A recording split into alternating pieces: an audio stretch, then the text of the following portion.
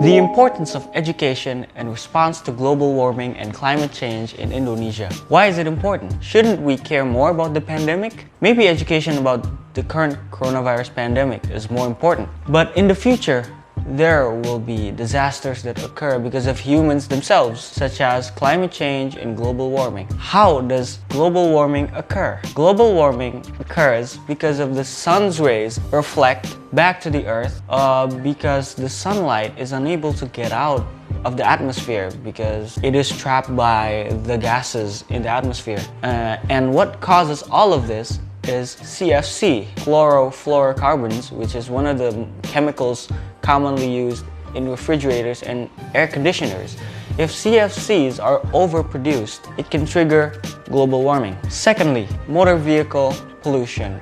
Vehicles that produce a lot of carbon dioxide gas. And lastly, forest destruction, because forests are the highest source of oxygen production. All of these causes are man-made, and as a result, it is predicted that 145 million Indonesians will find it difficult to survive in the next 50 years due to global warming, due to greenhouse gas emissions. In a journal entitled Proceedings of the National Academy of Sciences, published in early May 2020, researchers predict that global warming will occur very quickly and make a third of the Earth's area dry, like the hottest zone in the Sahara Desert. Not to mention, global warming can melt ice at the North Pole, which can cause rising sea levels, so that Indonesian coastal cities such as Jakarta, Semarang, Surabaya, Makassar, and Balikpapan will sink. That means we have to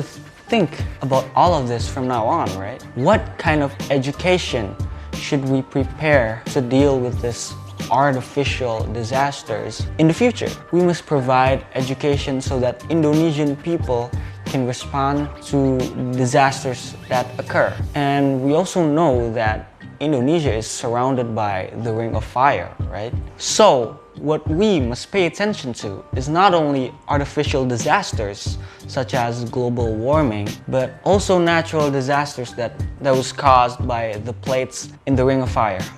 Let us take the example of a country that are as prone to disasters as Indonesia, which is Japan. In Japan, the response to the disasters is very good. There are many earthquake-resistant buildings there, and the people have always been educated to respond to disasters since childhood. While in Indonesia, it is rarely discussed in schools. The younglings actually get more insight into disaster response through the internet and social media than at school. Because at school, we are told to memorize scientific terms from disasters and the causes of it. They rarely taught us how to respond to those disasters. So I urge you to work together and invite volunteers who have a patriotic spirit. Hold on tight to create and share proper knowledge for the children of this generation. We provide education on how to survive